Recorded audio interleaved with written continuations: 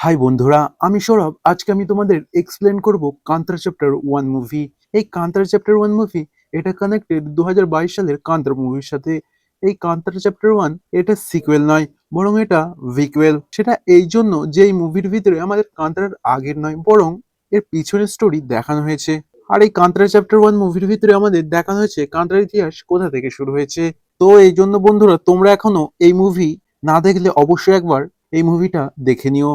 আর এই মুভিটা দেখার আগে আমার এই ভিডিওটা অবশ্যই একবার দেখে যেও, তাহলে ফুল মুভিটা ফুল ডিটেলস তোমরা বুঝতে পারবে। তো চলো, আজকে আমি এই মুভির ফুল ডিটেলসে এই ভিডিওটা আলোচনা করব। আর বেশি না কথা বলে শুরু করি আজকের এই ফুল স্টোরি। কান্তারা শব্দের অর্থ মিস্টেরিয়াস জঙ্গল, মানে এমন এক জঙ্গল যেটা রহস্যের সাথে ভরা আছে। মুভির নামের মতোই মুভির ভেতরেও কান্তারা নামের জঙ্গল দেখানো হয়েছে। আর এই কান্তারার আশেপাশেই পুরো মুভি রিভলভ করে। এই মুভিটা শুরু হয় আজ থেকে কয়েক হাজার বছর আগের ইতিহাসের সময় থেকে। আমরা জানতে পারি ঈশ্বর তার ইচ্ছাতে পাঞ্চুর্লি দেব আর গুলিকা দেবকে পৃথিবীতে পাঠিয়েছিল। যখন এই দুই দেব জঙ্গলে আসলো, এখানেই তারা বসবাস করতে লাগলো। আর এই জঙ্গলের নাম হলো কান্তারা জঙ্গল। কিন্তু এই জঙ্গলের বাইরে একটা বড় সাম্রাজ্য আছে।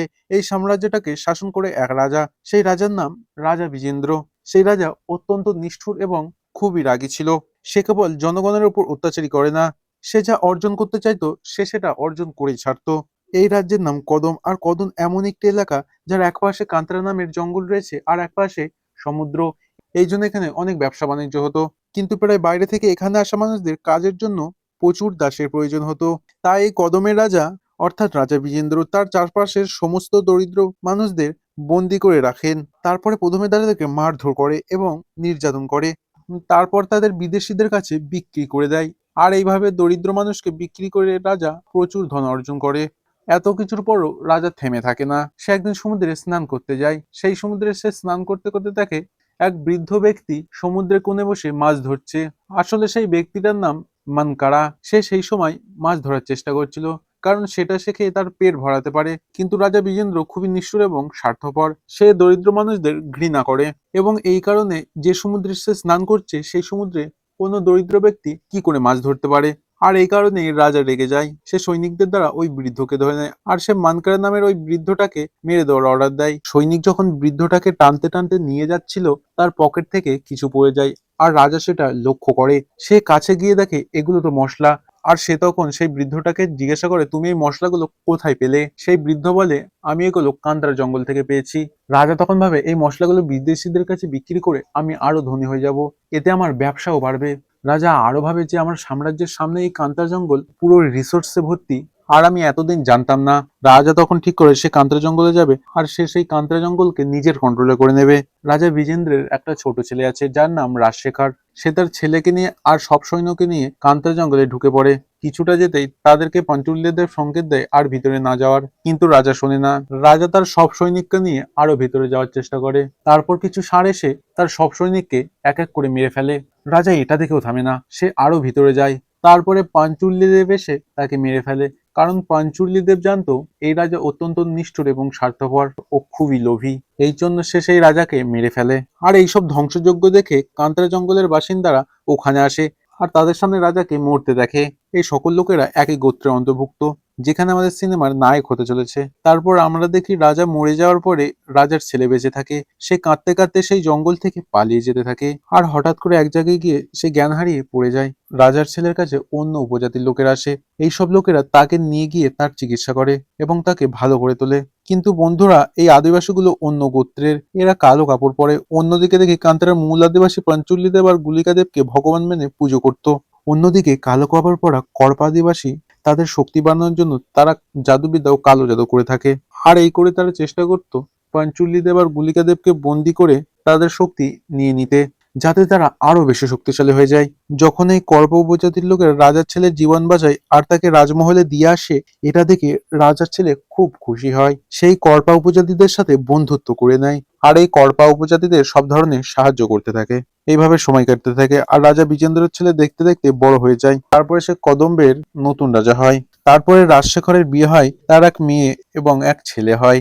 রাজার ছেলেটার নাম কুলশেখর আর মেয়েটার নাম কনকবাথি। তাকে শর্ট ফর্মে কনক বলেই ডাকা হয়। কিন্তু যখন রাজার দ্বিতীয় সন্তান কনক হয়, তখন কনক অনেক দুর্বল ছিল। সে এতটাই দুর্বল ছিল সে তার হাত পাও নাড়াতে পারতো না। এটা দেখে রাজা খুবই কষ্ট পায়। তখন তার কাছে করপা উপজাতির লোকেরা আসে আর তারা রাজাকে বলে, আমরা তোমার মেয়েকে ঠিক করে আবার তোমার কাছে দিয়ে যাব। এই বলে তারা তার মেয়েকে নিয়ে চলে যায়। আর করপা উপজাতির লোকেরা তাদের মেয়েকে তাদের দুধ খাইয়ে তাদের শক্তির সাহায্যে ভালো করে তোলে এবং তারপর তাকে তারা রাজার কাছে দিয়ে আসে। এদিকে কান্তার জঙ্গলের ভিতরে একটা ঘটনা ঘটে। কান্তার জঙ্গলের অধিবাসীরা সুখে শান্তিতেই থাকে আর এখানকার সব পাঞ্চুল্লি দেব আর গুলিকা দেবকে অনেক মেনে চলে। এইসব উপজাতিরা যেখানে থাকে তার পাশে একটা কুয়া আছে। একদিন ওই উপজাতির লোক খাবার খুঁজতে থাকে। খাবার খুঁজতে খুঁজতে সেখানকার এক মহিলার চোখ যায় কুয়ার ভিতরে। সে দেখে তার ভিতরে একটা বাচ্চা আছে আর সেই বাচ্চাটাকে পাহারা দিচ্ছে একটা বাঘ। তারপর বাঘটা সেখান থেকে চলে যায়। এই জন্য সেখানকার লোক সেই বাচ্চাটাকে ওপরে নিয়ে আসে। তারপরে সেই মহিলা সেই বাচ্চাটাকে তার ছেলে মনে করে মানুষ করবে বলে ঠিক করে। সেই বাচ্চাটার নাম রাখা হয় ভৈরব। এই ভৈরব নামের ছোট বাচ্চাটা এই মুভির মেন হিরো। ধীরে ধীরে সময় কাটতে থাকে, রাজার বাচ্চারাও বড় হতে থাকে আর অন্যদিকে ভৈরবও বড় হতে থাকে। রাজার ছেলে বড় হওয়ার পর রাজশেখর তার ছেলে কুলশেখরকে সিংহাসনে বসিয়ে দেয় যাতে তার ছেলে পুরো দায়িত্ব নিতে পারে। রাজশেখরের ছেলে খুবই অভদ্র এবং অন্যায়কারী ছিল। সে তার বাবা মাকেও সম্মান করতো না, এমনকি তার গুরুকেও সম্মান করতো না। সে তার প্রজাদের কল্যাণের কথাও কখনো চিন্তা করতো না। সে শুধু মদ্যপান করতো আর তার কিছু বন্ধুদের সাথে আড্ডা মারতো। সে আবার ঈশ্বরে বিশ্বাস করে না। সে সর্বদা ঈশ্বরের অস্তিত্ব নিয়ে মজা করে। কুলশেখরের বাবা রাজশেখর কুলশেখর আর কনককে তাদের ছোটবেলায় কান্তারা স্টোরি শোনাতে থাকে। কেননা রাজশেখরের বাবার সাথে যে ঘটনা ঘটে সেটা এখনো ভুলতে পারেনি। সেখান থেকেই সে কান্তার জঙ্গলকে খুবই ভয় পেতে থাকে। সে চাইতো তার বাচ্চারা যেন কান্তার জঙ্গলের দিকে না যায়। সে তাদের মিথ্যা কথা বলতো। সে বলতো ওই কান্তারা জঙ্গলে রাক্ষস আছে। আজকের দিনে কুলশেখর রাজা হয়ে সে সিদ্ধান্ত নেয় সে কান্তার জঙ্গলে গিয়ে শিকার করবে। শিকার করার জন্য কুলশেখর তার বন্ধুদের সাথে কিছু সৈনিককে নিয়ে সোজা চলে যায় কান্তার জঙ্গলে। জঙ্গলে আসার পর সে একটা বাঁদর আর একটা হরিণকে মেরে দেয়। কিন্তু তার যখন সৈনিকরা সেই পশুগুলো নিতে যায় তখন তাদের উপর কেউ হামলা করে দেয়। এক এক করে সৈনিকগুলোকে মারতে থাকে। আর এই আচমকা আক্রমণ দেখে কুলশেখর আর তার বন্ধুরা সেখান থেকে পালিয়ে যায় আর এই সৈনিকগুলো সেখানে আটকে যায়। তারা এক এক করে মারা পড়ে। তখন আমরা দেখতে পাই তাদের উপর হামলা করেছিল কান্তার জঙ্গলের মূল অধিবাসী। তাদের সঙ্গে ভৈরব ছিল।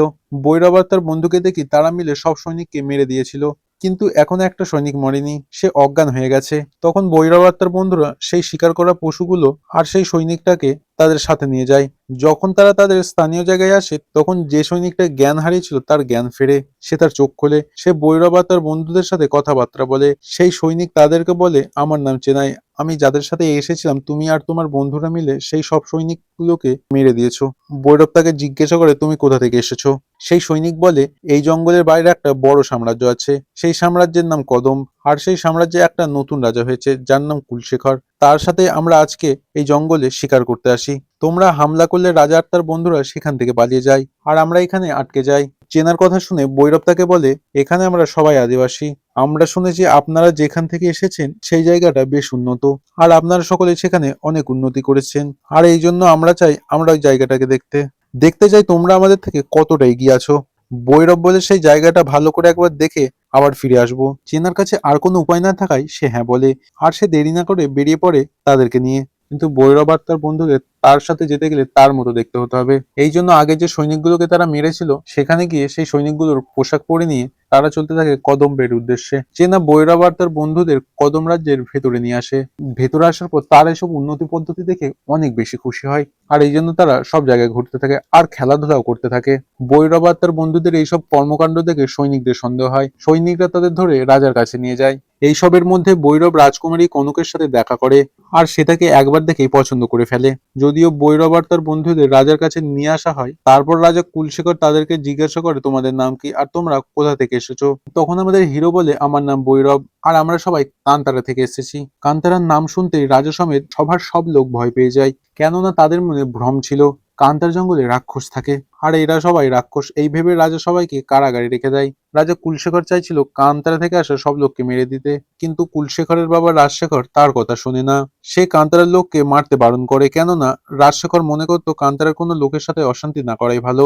এই জন্য তারা ঠিক করে তারা কান্তারা থেকে আসা সব লোককে বিক্রি করে দেবে, কেননা বাঁদর গ্রামে ব্যবসা করার জন্য অনেক লোক আসে আর তাদের অনেক দাসের প্রয়োজন হয়। তারপর রাজা কুলশেখর তার একটা সৈনিককে বলে কান্তারা থেকে আসা সব লোককে বিক্রি করে দিতে, কিন্তু কুলশেখর যাকে এই দায়িত্ব দেয় সে তামাকের নেশা পছন্দ করে। এই জন্য ভৈরব তাকে কান্তার জঙ্গলে তামাক দেয়, সে সেই তামাকের নেশা করে আর সেই তামাকের নেশা তার খুবই পছন্দ হয়। এই সুযোগটা কাজে লাগিয়ে ভৈরব তার বন্ধুদের নিয়ে কান্তার জঙ্গলে চলে আসে, কেননা কান্তারা যাওয়ার আগে ভৈরব কদম রাজ্যে অনেক কিছু দেখে। সে দেখে কদম রাজ্যের বাঁদর গ্রামে প্রচুর মশলার ব্যবসা হয়, যে মশলা কান্তারা জঙ্গলে পাওয়া যায় সেই মশলার ওখানে অনেক ভালো দাম আছে।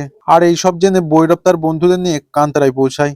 আর এইসব জেনে ভৈরব আর তার বন্ধুরা চাষবাস শুরু করে, আর সাথে সাথে ওই জঙ্গলে যা উৎপন্ন হয় ওই সব বাঁদর গ্রামে বিক্রি করতে থাকে। মশলা বিক্রি করে তারা ভালোই দাম পায়। আর তারা মশলার বদলে অনেক জিনিসপত্র নেয়, যেমন মশলার বদলে কোনো ব্যবসাদারের থেকে অস্ত্রশস্ত্র নেয়, কোনো ব্যবসাদারের থেকে জামা কাপড় নেয়, আর কোনো ব্যবসাদারের থেকে দামি সামগ্রী নেয়, আর কোনো ব্যবসাদারের থেকে তারা খাবার নেয়। এইভাবে ভৈরবের জন্য কান্তারার লোক অনেক উন্নতি করতে থাকে। এই ব্যাপারটা কুলশেখরের বোন কনক জানতে পারে যে কান্তারার লোক তাদের বাদর গ্রামে ব্যবসা করছে। রাজকুমারী কনক তাদের ব্যবসা করা থেকে আটকায় না। সে ভৈরবকে বলে, তোমরা এখানে ব্যবসা করতে পারবে, শুধু তোমাদের ট্যাক্স দিতে হবে, কারণ এটা আমাদের রাজ্যের মধ্যে পড়ে। কিন্তু ভৈরব রাজকুমারীর কথা শুনে ট্যাক্স দেবে না বলে। সে রাজকুমারীকে বলে, এই সব রাজ্য তোমার নয়, এই সবই প্রকৃতির দান, হাওয়া প্রকৃতির দান, আর এখানে যে জিনিসপত্র আদান প্রদান করা হয় এই সব প্রকৃতির দান। রাজকুমারী কনকের ভৈরবের এই অ্যাটিটিউড দেখে তাকে খুব ভালো লাগে। এই জন্য মনে মনে সে ভৈরবকে ভালোবেসে ফেলে, আর সে ধীরে ধীরে ভৈরবের কাছে আসতে থাকে। কিন্তু ভৈরব রাজকুমারী কনককে দূরে থাকতে বলে। ভৈরব জানতো তাদের দুজনের মধ্যে কোনো মিল নেই, কারণ কনক একজন রাজকুমারী আর সে একজন আদিবাসী। তবে এইসবের থেকে দূরে থেকে ভৈরব ভালোভাবে ব্যবসা করতে থাকে, আর এই জন্য ধীরে ধীরে কান্তারার ভেতরে উন্নতি হতে থাকে। তাদের আশেপাশের সব মশলা শেষ হতে থাকে। এই জন্য আরো বেশি মশলা পাওয়ার জন্য ভৈরব তার বন্ধুদের সাথে নিয়ে জঙ্গলের আরো ভিতরে যেতে থাকে। জঙ্গলে যেতে যেতে তারা কর্প উপজাতির এলাকায় চলে আসে। এই জন্য যখন কর্প উপজাতির লোকেরা জানতে পারে তাদের এখানে ভৈরব আর তার বন্ধুরা এসেছে, তখন তারা ভৈরব আর তার বন্ধুদের ধরে তাদের মারার চেষ্টা করে। যখন ভৈরবকে মারতে যায় তখন সেখানে একটা বাঘ চলে আসে। সেই বাঘটাকে আমরা মুভির শুরুতে দেখেছিলাম সেই কুয়াতে। বাঘটা ভৈরব আর তার বন্ধুদের জীবন বাঁচায়। তারপরে সেই বাঘটা কর্প উপজাতির উপর আক্রমণ করে। ভৈরব আর তার বন্ধুরা আবার তাদের এলাকায় ফিরে আসে। তারা তাদের গ্রামে এসে সেই গ্রামের লোকেদের সেই সব ঘটনা বলে। তারপরে এইসব কথা শুনে সেই এলাকার সিনিয়র লোকেরা বলে, আসলে তোমরা যাদের কাছ থেকে ফিরে এসেছো তারা আসলে কর্প উপজাতি। তারা খুব খারাপ মনের মানুষ। তারা তন্ত্রমন্ত্র আর কালো জাদু করে থাকে। আজ থেকে অনেক বছর আগে এরা আমাদের কান্তার জঙ্গলে এসেছিল। এরা সবাই এসে আমাদের কাছে সাহায্য চেয়েছিল। এই জন্য আমরা তাদের এখানে থাকার অনুমতি দিই আর তাদের সাথে সবকিছু শেয়ার করি। আমাদের সাথে থেকে তারা জানতে পারে আমরা এখানে পাঞ্চুর্লি দেব আর গুলিকা দেবকে পুজো করতাম। আমাদের মতো দেবকে না পুজো করে তারা তাদের বন্দি করবে বলে ঠিক করে, কারণ তারা দেবকে বন্দি করে তাদের শক্তি ছিনিয়ে নিতে চাইছিল। আর আমাদের না জানিয়ে তারা আমাদের পিছনে পিছনে এটা করতে থাকে। এরা ধীরে ধীরে আমাদের এখানে কালো জাদু করা শুরু করে, যার কারণে আমাদের আশেপাশের পশুরা মরতে থাকে আর আমাদের আনাজপাতি আর ফুল পাতাও সব শুকিয়ে যেতে থাকে। একদিন তারা সব সীমা অতিক্রম করে দেয়। এরা পাঞ্চুল্লি দেবের পাথরের উপর তাদের কালো জাদু ব্যবহার করে আর দেবকে তারা বন্দি করার চেষ্টা করে। এই সময় ঈশ্বর এক বাঘকে পাঠায়, যে বাঘটা তোমাদের জীবন বাঁচিয়েছে আজ। এই বাঘটা কোনো সাধারণ বাঘ নয়, সে একজন ভগবান। ওই বাঘদেব ওই কর্পা উপজাতির উপর হামলা করে আর তারা তাদের জীবন বাঁচিয়ে এখান থেকে দূরে চলে যায়। তারা সেদিনের পর সেখানেই থাকে। তারা সেখানে থেকেও সবসময় চেষ্টা করে কোনো না কোনো ভাবে দেবকে বন্দি করে তাদের শক্তি ছিনিয়ে নিতে, যাতে তারা আরো বেশি শক্তিশালী হয়ে যায়। এরপরে আমরা কদম্বে রাজাকে দেখি। রাজা জানতে পারে কান্তারা থেকে আসা ভৈরবা তার বন্ধুদের বিক্রি করা হয়নি। তারা কান্তারায় চলে যায় আর তারপর থেকে তারা আমাদের বাঁদর গ্রামে ব্যবসা করতে থাকে। কুলশেখর এসব জানতে পেরে অনেক রেগে যায়। তার বোন কনক এই ব্যাপারটা জানতো, এই জন্য সে তার বোন কনকের উপর অনেক রাগ দেখায়। আর কুলশেখর এতটাই রেগে যায় সে ঠিক করে সে কান্তারার লোকেদের উপর তার বদলা নেবে। কুলশেখর এই কথা বলতে তার বাবা তাকে আটকায়, কিন্তু তার বাবাকে তার পথ থেকে সরানোর জন্য তার খাবারে সে নেশা জাতীয় ওষুধ মিশিয়ে দেয়। সেটা খেয়ে কুলশেখরের বাবার জ্ঞান থাকে না। কুলশেখর এবার ঠিক করে কান্তারার সব লোককে মেরে দেবে আর তার দাদু যেই কাজ করতে পারেনি সে সেই কাজ করবে। আর সেই কাজটা হলো কান্তারা জঙ্গলের দখল করা। কুলশেখর তার সেনাকে নিয়ে বেরিয়ে পড়ে কান্তারা জঙ্গল দখল করার জন্য। তারা রাত্রে জঙ্গলে এসে পুরো জঙ্গলকে আগুন ধরাতে শুরু করে। এরপরে তারা সেই উপজাতির এলাকায় পৌঁছে সেখানকার লোককে মেরে দিতে থাকে এক এক করে। আর এইসব দেখে সেখানকার কিছু লোক পাঞ্চুরিল দেবের পাথরের কাছে এসে তারা পাঞ্চুরিল দেব আর গুলিকা দেবের কাছে প্রার্থনা করতে থাকে তাদের সবাইকে মরার হাত থেকে সে যেন রক্ষা করে। এই সময় ভৈরব আর তার বন্ধুরা তাদের এলাকা থেকে বাইরে থাকে। তারা সবাই ধীরে ধীরে তাদের এলাকার লোকের আওয়াজ পায় আর এই জন্য আওয়াজ শুনে তারা সেখানে পৌঁছে দেখে রাজা কুলশেখর আর তার সব সৈন্য মিলে তাদের লোকেদের মেরে দিতে থাকে। তারা বেশিরভাগ বৃদ্ধকে আর মহিলা ও বাচ্চাদের মেরে দিয়েছে। এরপরে ভৈরব যখন কুলশেখরের কাছে যায় তখন কুলশেখর তার সামনে তার মাকে মেরে দেয়। সে তার মাকে তার সামনে মরতে দেখে সে শকড হয়। তারপরে তার কাছে এক শক্তি এসে তার ভিতরে ঢুকে যায়। সেই শক্তির কারণ আসলে গুলিকা দেব।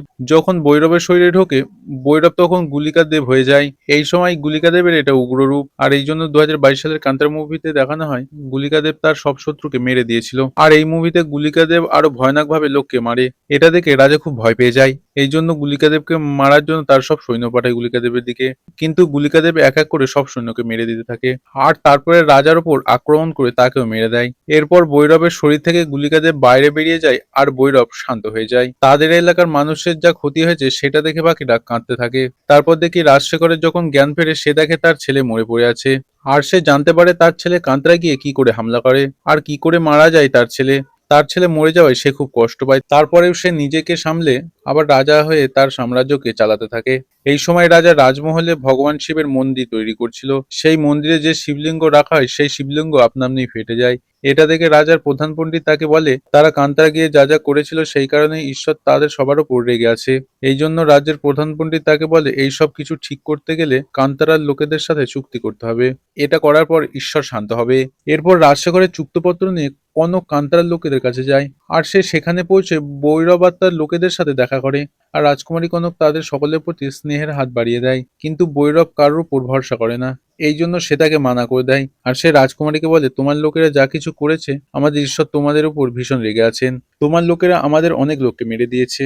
এইসব কথা শুনে রাজকুমারী তখন বলে আমাদের লোকেরাও মরেছে, আর যা কিছু হয়েছে তার জন্য আমরা পাঞ্চুলি দেবের কাছে ক্ষমা চাইছি। আমরা জানি পাঞ্চুলি দেব আমাদের অবশ্যই ক্ষমা করবে।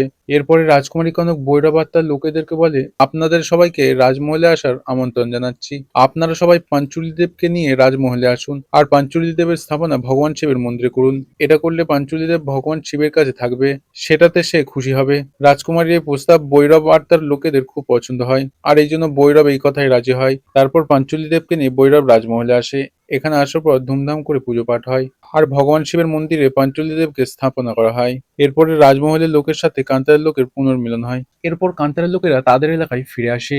এরপরের দিন সকাল হতেই তারা দেখে তাদের এলাকার সব বাচ্চার শরীর খারাপ হতে থাকে, আর দেখতে দেখতে বাচ্চাটার অবস্থা খুবই করুণ হয়ে যায়। এইসব দেখে কিছু লোক রিচুয়াল করে। রিচুয়ালের মাধ্যমে তারা জানতে পারে আসলে তাদের দেবকে কেউ বন্দি করে রেখেছে। দেবদের বন্দি করা হয়েছে বলেই এইসব ঘটনা ঘটছে। বন্দি করেছে সেই কর্পা আদিবাসী। তারা অনেক বছর আগে থেকেই পাঞ্চুলি দেব আর গুলিকা দেবকে বন্দি করার চেষ্টা করছিল। শেষমেশ এখন তারা দেবকে বন্দি করেই নিয়েছে। পাঞ্চুলি দেবকে বন্দি করেই নিয়েছে। এরপরে সব সত্যি ঘটনা সামনে আসে। আমরা জানতে পারি এইসব ঘটনার পিছনে কল্পা উপজাতি আছে। আসলে দেবদের এই শক্তি জানার পর অনেক বছর আগে থেকে দেবগণকে তারা বন্দি করতে চাইছিল, কারণ তারা তাদের বন্দি করে তাদের শক্তি যাতে ছিনিয়ে নিতে পারে। এখন থেকে অনেক বছর আগে যখন আমরা কল্পা উপজাতির উদ্দেশ্য জানতে পারি তখন বাঘ দেবতার সাহায্যে আমরা এখান থেকে তাদের তাড়িয়ে দিই। কিন্তু কিছু বছর পর রাজশেখরের সাথে তাদের দেখা হলো। তারপর থেকে তারা রাজশেখর আর তার সন্তানের সাথে কারসাজি করা শুরু করে এবং তাদের মাধ্যমে তাদের প্ল্যান কার্যকর করা শুরু করে। আগেও আমি তোমাদের বলেছি রাজশেখরের যখন মেয়ে হয় সে অনেক দুর্বল ছিল। তাকে কল্প উপজাতির লোকেরা তাকে দুধ খাইয়ে তাদের শক্তির সাহায্যে ভালো করে তোলে। তারা রাজকুমারী কনককে সব জাদুবিদ্যা শেখায়। এরপর সঠিক সময় আসতেই সে সোজা কান্তারায় যায় আর তাদের প্রতারিত করে পাঞ্চুলি দেবকে রাজমহলে নিয়ে আসে। আর পাঞ্চুলি দেব সেখানে আসতে কল্প উপজাতি দেবকে কন্ট্রোল করে নেয়। রাজকুমারী কনক আর রাজশেখর তারা দুজনেই কল্প উপজাতির সাথে মিলে আছে। আমরা এটাও জানতে পারি যে ভৈরব যখন কদম রাজ্যে ছিল তখন রাজকুমারী কনক তাকে ভালোবাসেনি, কারণ ভৈরবের শরীরে কিছু কিছু অংশ যাতে নিতে পারে। আর সে ধীরে ধীরে ভৈরবের কিছু নখ আর চুল ছলনার সাথে নিয়ে নেয়। এটা এই জন্য রাজকুমারী জানতো ভৈরব কোনো সাধারণ মানুষ নয়, তাকে স্বয়ং ঈশ্বর পাঠিয়েছে।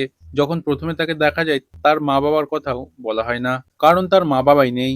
তাকে স্বয়ং ঈশ্বর পাঠিয়েছে কারণ সে যাতে কান্তার লোকেদের সাহায্য করতে পারে। আর এই জন্য রাজকুমারী কনক ভৈরবের চুল আর নখ কিছু নিয়ে সেটার উপর কালো জাদু করে তার বাবাকে খুব শক্তিশালী করে দেয়। এই শক্তি ব্যবহার করে তার বাবা ভৈরবের সাথে যেন লড়াই করতে পারে। অন্যদিকে দেখি ভৈরব আর তাদের এলাকার সব লোক জানতে পারে যে এইসবের পিছনে রাজশেখর, তার মেয়ে কনক আর কল্প উপজাতির কারসাজি। তারা প্রতারণা করে পাঞ্চুলি দেবকে বন্দি করেছে। এই জন্য এই ব্যাপারটা জেনে ভৈরব তার সব লোককে তৈরি করে আর তারা অস্ত্র শস্ত্র নিয়ে সোজা চলে যায় কদম রাজ্যের এরিয়ার মধ্যে। এদিকে রাজশেখর আর তার মেয়ে আর তাদের সব সৈনিক তৈরি থাকে। আর রাজশেখরের সৈনিক আর ভৈরবের লোকেদের সাথে একটা বড় যুদ্ধ হয়। এই যুদ্ধে কয়েকশো লোক মারা যায়। এরপর রাজশেখর আর ভৈরবের মোকাবিলা হয়। এই জন্য রাজশেখর ভৈরবকে সহজেই হারিয়ে দেয়। এইসবের মধ্যে মানকারা আসে, সেই বৃদ্ধ লোকটা যাকে মুভির শুরুতে মাছ ধরতে দেখেছিলাম। আর মুভির ভিতর কোথাও কোথাও ইঙ্গিত দেওয়া হয় এই মানকারা কোনো সাধারণ লোক নয়, সে একজন ঐশ্বরিক মানুষ। সে এখানে এসে ভৈরবের সাথে কথা বলে। সে ভৈরবকে বলে তুমি নদীর দিকে যাও। এরপর ভৈরব যখন নদীর দিকে যায় তারপর সে পথ খুঁজতে খুঁজতে গুহার ভিতরে যায়। আর সেই গুহার ভিতরে পৌঁছেই তার সামনে একটা শিবলিঙ্গ দেখে সে। ওই শিবলিঙ্গের পাশে একটা ত্রিশূল রাখা থাকে, সেই ত্রিশূল ভগবান শিবের। এরপর ভৈরবের উপর একটা রাক্ষস অ্যাটাক করে, সেই রাক্ষসটা দেখতে অনেকটা নন্দীর মতো, কিন্তু এটা আসলে কে এটা আমাদের বলা হয় না। এখানে সে যখন ভৈরবের উপর অ্যাটাক করে আর ভৈরব তার সাথে ফাইট করতে করতে সোজা ভগবানের ত্রিশূলকে ধরে ফেলে। এরপরে ভৈরবের ভিতরে ভগবান শিবের পাওয়ার চলে আসে আর ভৈরবের শরীরের চারপাশে একটা সাপ জড়িয়ে যায়। আর এরপরে ভৈরবের ভিতরে গুলিকাদেব বাস করেন। ভৈরব এখন সে গুলিকাদেব হয়ে গেছে, সে ঈশ্বরের পাঠানো বাগদেবতার সাথে মিলে সোজা যুদ্ধের ময়দানে আসে। এখানে আসার পর বাগদেব করপার দিবসের উপর হামলা করে। ভৈরবের কথা বলতে গেলে সে এখন গুলিকাদেব হয়ে উঠেছে। ও সোজা রাজশেখরের উপর অ্যাটাক করে, কিন্তু রাজশেখরের মেয়ে এই সুযোগটি নেয়, সে সোজা গুলিকাদেবের সামনে চলে আসে, কেননা সে জানতো গুলিকাদেব মেয়ের ওপর আক্রমণ করবে না। এটা দেখে গুলিকাদেব তার দিদিকে ডাকে, আর এখানে জানতে পারি গুলিকাদেবের একটা বড় দিদি আছে, তার নাম চামুন্ডি। এরপরে ভৈরবের শরীরে ঢোকে চামুন্ডি, আর দেখতে দেখতে রাজকুমারী কনক আর রাজশেখরকেও মেরে দেয়। আর এইভাবে কান্তারাবাসীরা এই যুদ্ধটাকে জিতে ফেলে, পাঞ্চুর্লিদেবকে কর্প উপজাতির হাত থেকে মুক্তি করে। এই জন্য আমরা এর পরের সিনে দেখি কান্তারা বাসিন্দারা তাদের জঙ্গলে ভূতাকুলা করায়, এবং এখানে পাঞ্চুর্লিদেব আর গুলিকাদেব সেজে পারফর্ম করা হয়। আর এখানে গুলিকাদেবের পারফর্ম করছিল ভৈরব। ভূতাকুলা করার পর ভৈরব সেই কুয়াতে ঝাঁপ মেরে দেয়, যে কুয়া থেকে তাকে ছোটবেলায় পাওয়া গিয়েছিল। কিন্তু যেই সে কুয়ার ভিতরে লাফ মারে, বাকিরা সবাই কুয়ার ভিতরে দেখে, কিন্তু কুয়ার ভিতরে তারা কাউকে দেখতে পায় না। তারপরে আমরা জানতে পারি যেভাবে ভৈরব এসেছিল সে সেইভাবেই ফিরে গেছে, আর এটাও প্রমাণ হয় ভৈরব ঈশ্বরে পাঠানো দূত ছিল, যে তার লক্ষ্য পূরণ করার পর চলে গেছে। আর এই মুভি এখানেই শেষ হয়। বন্ধুরা, এর দ্বিতীয় পার্ট আসছে। বন্ধুরা, এই ভিডিও এক্সপেরিয়েন্স কেমন লাগলো তা অবশ্যই কমেন্টে জানিও। আর এই ভিডিওতে তোমার কাকে সবচেয়ে বেশি ভ্যালু লেগেছে সেটাও কমেন্টে জানিও। ভিডিওটা ভালো লেগে থাকলে একটি লাইক, কমেন্ট আর শেয়ার করতে ভুলো না। আরো নতুন নতুন ভিডিও পাওয়ার জন্য আমাদের চ্যানেলটি সাবস্ক্রাইব করে পাশে থেকো। আর তোমরা সবাই খুব ভালো থেকো।